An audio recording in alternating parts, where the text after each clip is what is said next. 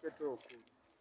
Ndo zvanoshandisa kugadzirisa fiber yanoshandisa kugadzirisa iyo zvine zvinokudzivirira kwakaita covid-19 at least kwakufamba vanhu vakasiyana siyana market iri kuenda ichichinja asi tiri kutarisira kupinda mumatourist resort areas timbokwanise kuwanawo market inenge nechallenge zvinhu tiri kugadzira zvakasiyana bhutsu nemahats nemabhesi. Saka kuzvinotora kuti makubata mari yakawanda here tichienzanisa nguva yanga tiri mulockdown yekutanga? At least zviri nani pane kachenji picha. Kunzvimbo dzamuda kushanyira dzama kuti matourist resort areas ndedzipi?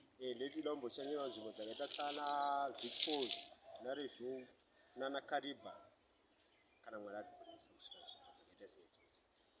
Vanhu vakuzvigamuchirawo zvakadini nyangire bhizinesi renyu kana kuti vanhu vachiri kungori dhauta? Aiwa, vanhu vagara vanozvifarira, vari kuida kana ati vanoida, asi panyaya yemapuraizi manje ndopo vasati vakunyatsonzwisisa kuti mapuraizi anenge achiri kuvati asi vamwe vari kuafodesa.